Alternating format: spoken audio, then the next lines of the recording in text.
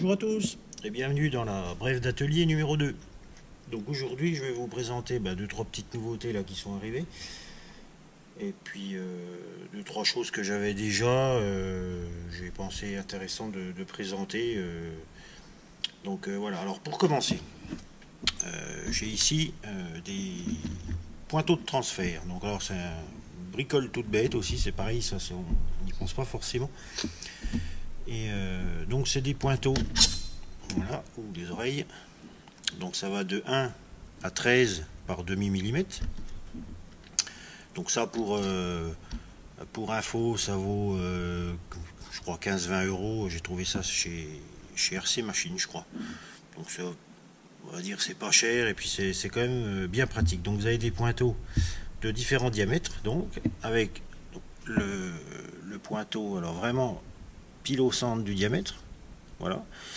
Et puis donc on va s'en servir tout simplement si on veut reporter un trou à travers une pièce en venant la poser dessus. Par exemple, tiens, je prends le volant d'inertie,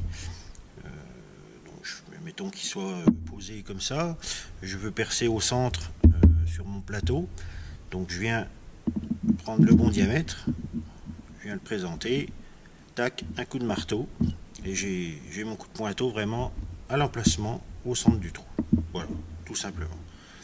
Alors c'est des petits trucs tout bêtes, ça vaut pas une fortune, bon c'est pas du grand matériel, hein, le support est... Voilà, mais bon, c'est dans un coin dans le meuble du tour, et puis je m'en sers souvent quand même, encore pour installer la visu, pour reporter les trous, même au blond, on peut comme ça tracer facilement. Avec un pointeau comme ça, c'est toujours aléatoire, ou alors on peut pas le passer dans le trou. Donc avec ça, pas de problème, c'est nickel.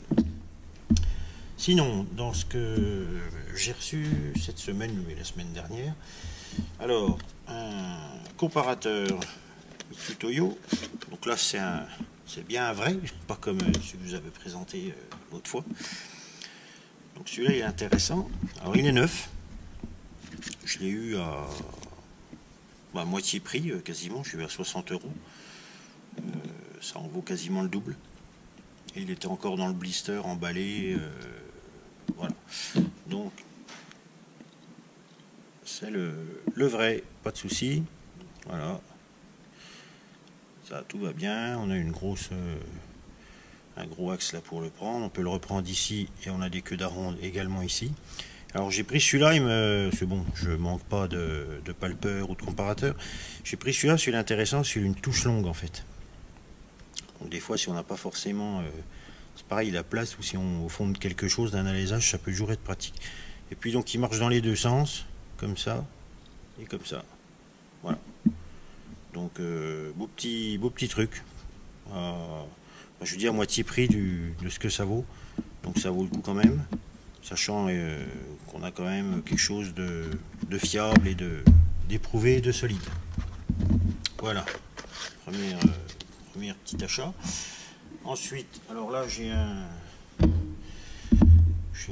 vieux, ça n'existe plus, c'est un comparateur, un micromètre Rock.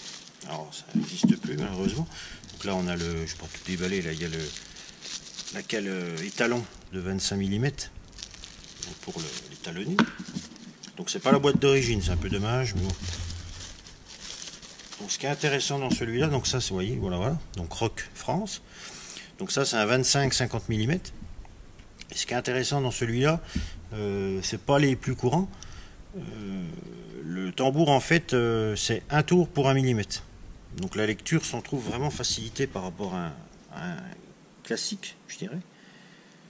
Donc alors, la caméra, je sais pas, c'est peut-être pas facile, mais bon. Donc là, je vais me mettre sur, là, je suis sur 27. Voilà. Donc, et si je fais un tour complet, tout simplement, voilà, j'arrive sur le 26, 26,5, 26,10. Voilà. Donc c'est beaucoup plus simple à la lecture qu'un autre. Donc voilà. Donc j'ai déjà un 25-50 classique. Mais celui-là, bon, puis moi j'aime bien un peu les vieilleries, les vieux objets comme ça, robustes, c'est assez lourd, assez massif. C'était vraiment des bons. Alors ça a été racheté par Tesa depuis quand même pas mal d'années. Et voilà, donc c'est pareil, celui-là, j'ai dû l'avoir à 32 euros ou 34 euros, je crois, aux enchères. Voilà. Donc ça vaut quand même le coup. On a un bel objet, fiable et qui a fait ses preuves.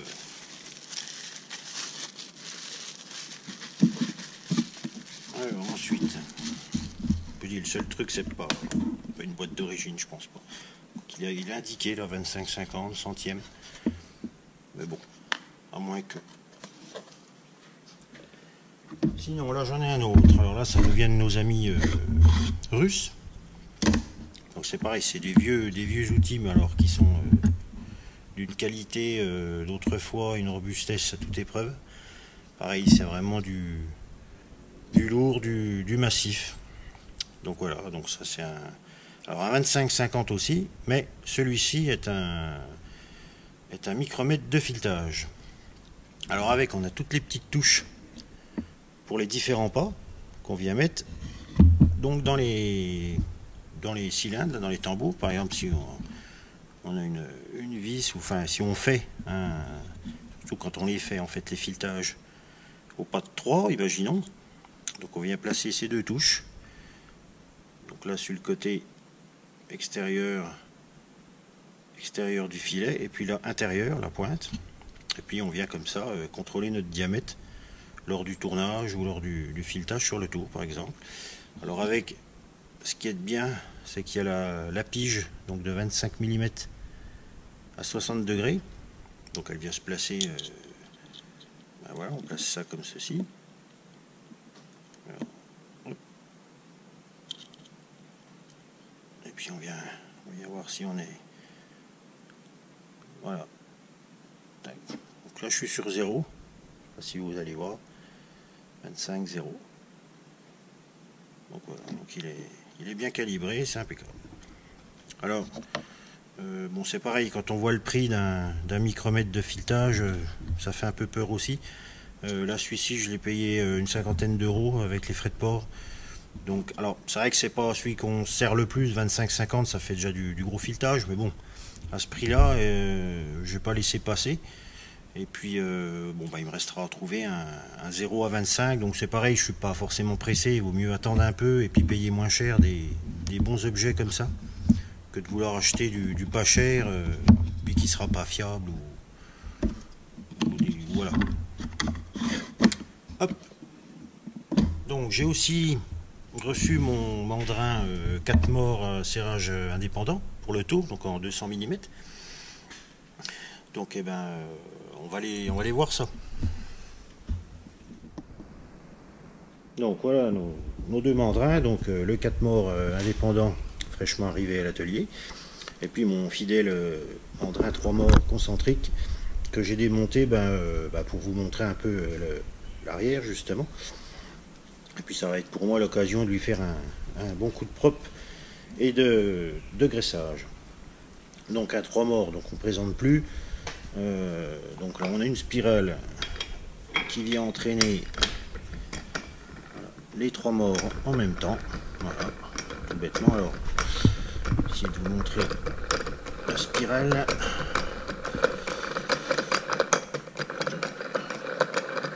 D'une main, c'est pas forcément facile.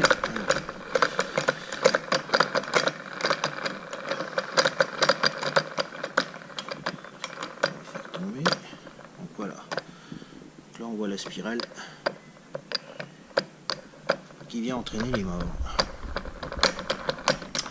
Donc chaque mort a sa place sur le mandrin, il ne faut surtout pas les inverser, les changer. Donc ils sont numérotés, ils sont indiqués. Donc c'est noté sur le mandrin et sur les morts. Donc là sur le mandrin, sur le mien, donc là moi c'est un mandrin TOS, il y a déjà quelques années je pense. Là voilà, on voit les numéros sur le mandrin. Donc là vous avez l'emplacement pour le 2, pour le 1 et puis le 3, donc moins facile à voir. Voilà. Et puis donc chaque mort est numéroté est frappé du numéro. Donc on va voir ça un peu sur là j'ai les morts inversés. Donc c'est les morts qui viennent en lieu et place de ceux-là, dans ce sens-là. et puis qui lui permettent de faire des plus grandes prises sur le mandrin. Mais pas possible avec ceux-là, parce que sinon après au bout d'un moment forcément ils tombent. Donc voilà, donc là on a le numéro 3. Voilà, donc il faudra mettre à l'emplacement numéro 3 forcément. Voilà. Le 2 ici. Puis bien sûr le 1. Alors il se peut, si vous récupérez souvent sur des morts doux ou des fois sur des vieux morts qu'il n'y ait pas de numéro. Donc il y a une petite astuce qui consiste juste à mettre les morts ensemble comme ça. On les retourne. Et là on voit l'engrenage. Et en fait on voit qu'il y a un décalage sur les trois. Donc en fait le premier c'est toujours celui qui a la rainure au plus près du serrage. Donc là on voit que le 2 se décale et puis le 3 également. Donc voilà, donc ça peut être une petite astuce si des fois vous avez des morts et qui ne sont pas numérotés. Donc voilà. Donc on va revenir un petit peu aux 4 morts. Donc c'est un TOS également. Donc on voit que le logo a un petit peu évolué forcément. Parce que bon, je vous dis, ce mandrin là je pense a déjà quelques années. Celui-ci est tout neuf. Et donc on voit déjà que sur le 4 morts là on a des morts qui sont beaucoup plus massifs par rapport aux 3. Voilà. Et puis donc contrairement aux 3 morts donc qui est sur une spirale, donc là chaque mort va avoir sa vis pour le faire avancer ou reculer. Voilà, donc ça fonctionne comme ça. Voilà. Et alors le gros avantage du 4 morts, alors je vais essayer, c'est que chaque mort en fait est réversible. Donc il suffit de l'enlever. Donc voilà, on voit que c'est pas du tout la même chose. On l'enlève, on le retourne. Alors là d'une main c'est pas forcément évident non plus. On va voir s'il veut rentrer. Si, voilà. Et voilà.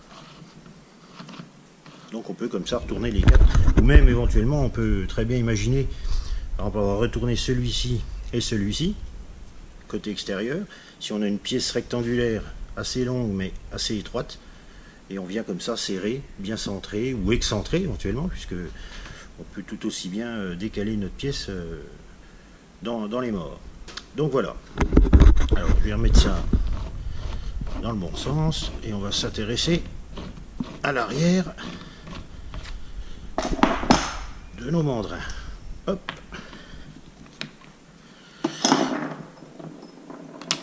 Alors il y a encore plein de graisse chez TOS, il met une graisse blanche. Alors je sais pas ce que c'est comme graisse. D'ailleurs si vous avez des infos sur la lubrification de vos mandrins, parce qu'on entend un peu de tout. Bon, je vais arriver à le remettre. Alors attendez, je vais poser la caméra un petit peu.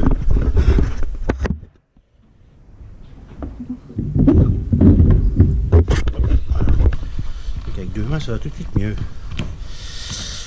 Oui, si vous, à la limite, qu'est-ce que vous utilisez comme graisse pour votre spirale, bon après on n'a pas non plus grand chose à graisser dans un tour, mais moi je mets un peu d'huile de glissière sur la spirale du 3 morts. Donc là je pense qu'on peut passer plus à une graisse peut-être. Alors faut pas mettre n'importe quoi, on entend certains qui mettent de la graisse de roulement. Là j'en ai, par exemple j'ai de la graisse SKF, alors je sais pas si c'est bien ou pas bien. Voilà, donc si vous avez un peu de, je vais pas dire d'infos, mais vos conseils à la limite, c'est bien de les partager. Voilà. Donc on va s'intéresser, comme je disais. Alors je vais essayer de retourner ces 2 bestioles là qui pèsent le poids d'un âne mort, comme on dit. Voilà. Donc là le serrage, on voit que c'est pas un carré, c'est un hexagonal. Hop. Alors voilà, celui-là. Je vais retourner celui-ci, j'aurais dû laisser les morts ouverts. Le 3 morts a l'air d'être moins lourd. Ah oui, il est moins lourd, ouais. Alors, Donc à l'arrière de mon 3 morts, donc j'ai les 3 filetages. On voit les 3 filetages qui sont pris, donc il est pris à travers, à travers ce plateau là. Donc c'est des vis comme ça qui vont ici. Hop. Donc ça vient, on vient serrer là. Donc on serre par l'arrière du mandrin.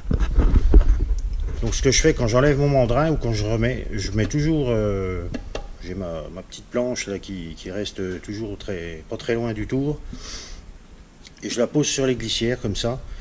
Ça évite, déjà j'ai pratiquement pas d'auteur, donc ça évite qu'ils tombent de trop haut, et puis ça évite surtout qu'ils viennent tomber sur les glissières, parce que ça pourrait faire quand même des dégâts.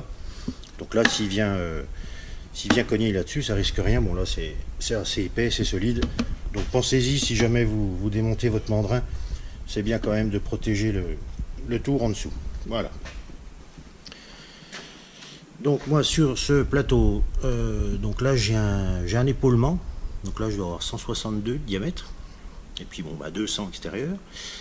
J'ai mon alésage là qui doit être de 52, 4. Voilà. 50, oui 52. Le réglet c'est de la mesure de haute précision.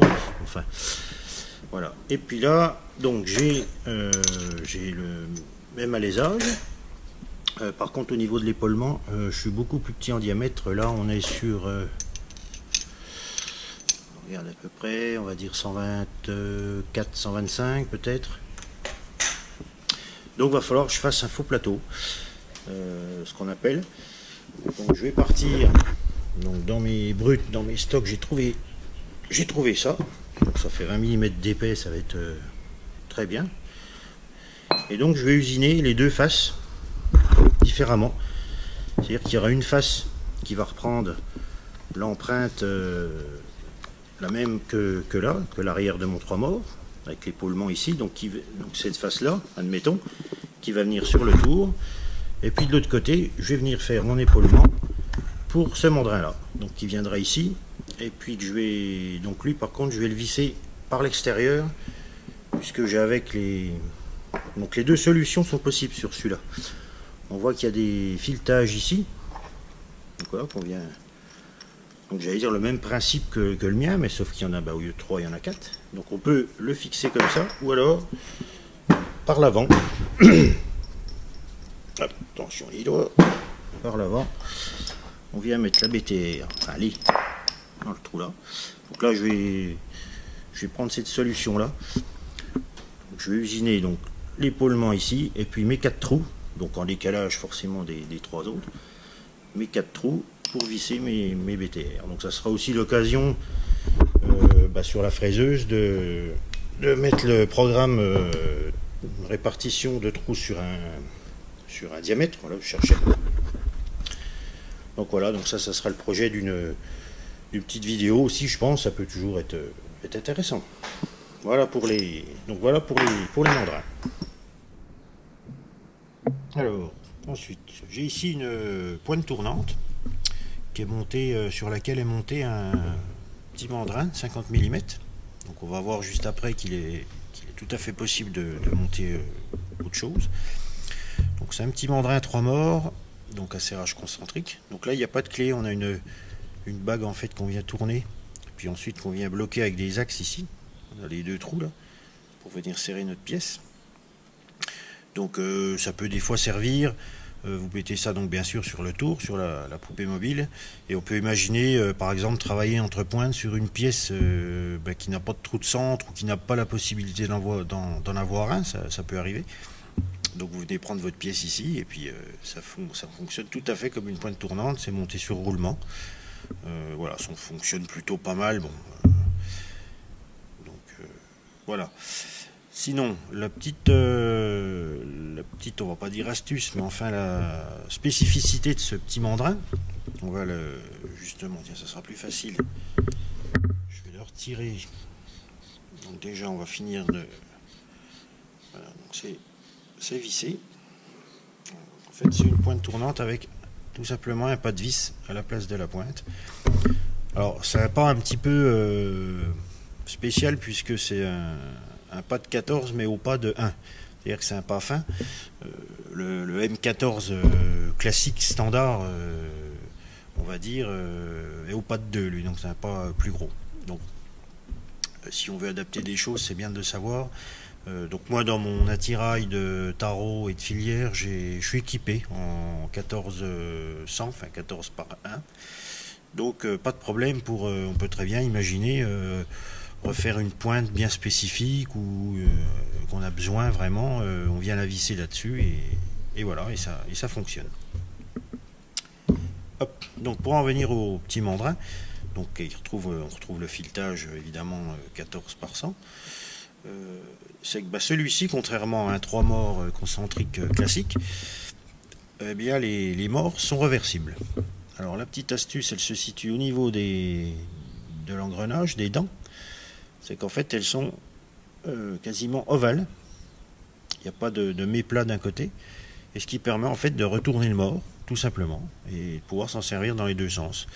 Alors la seule petite chose, de toute façon ils sont bien notés aussi, voilà.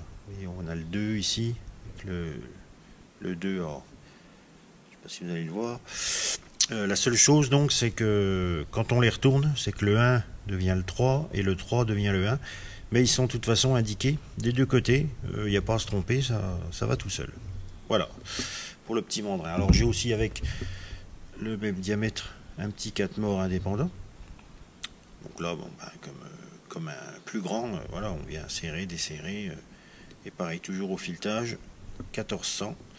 Voilà, donc après, je pense qu'il y a d'autres choses aussi qui existent. Et on peut très bien venir faire soi-même une pointe, comme je vous disais.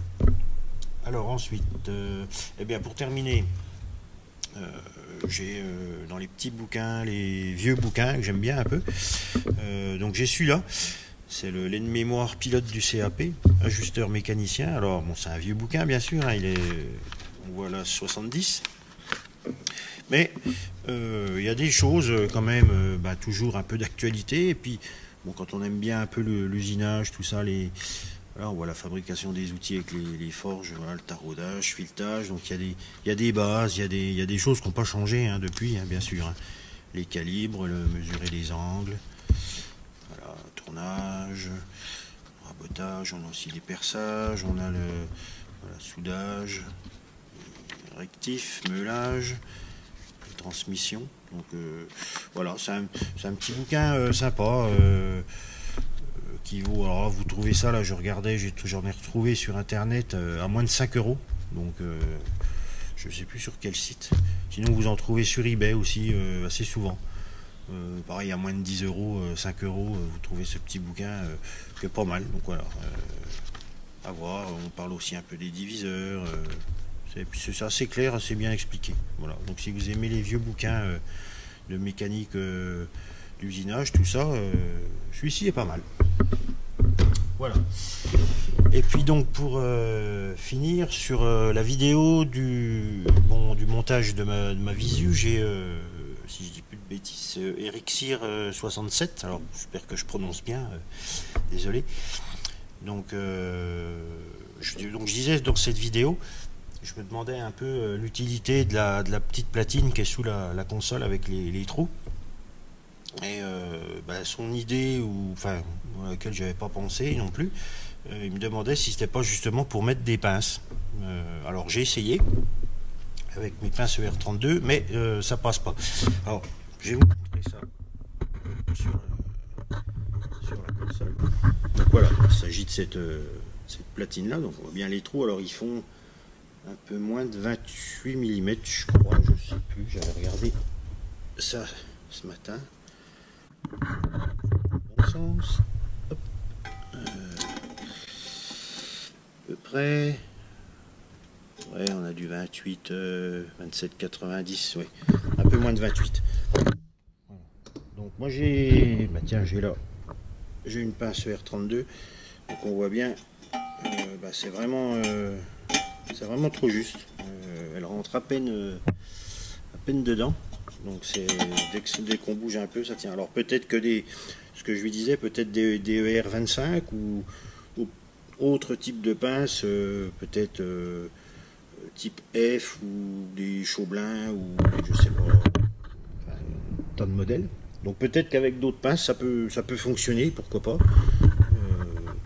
On a là 10 trous qui pourraient servir aussi à ça. Voilà, c'est une idée comme une autre qui est ma foi intéressante.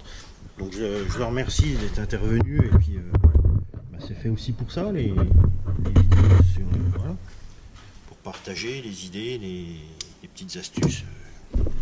Donc merci à lui. Voilà. Donc c'est terminé pour aujourd'hui. Donc je vous dis toujours pareil, un grand merci aux abonnés, ou si vous ne l'êtes pas, n'hésitez pas, vous serez au courant des nouvelles vidéos tout de suite comme ça. Et puis pour tous les abonnés, comme d'habitude, grand merci, ça fait plaisir de continuer. Voilà. Merci, à bientôt, au revoir.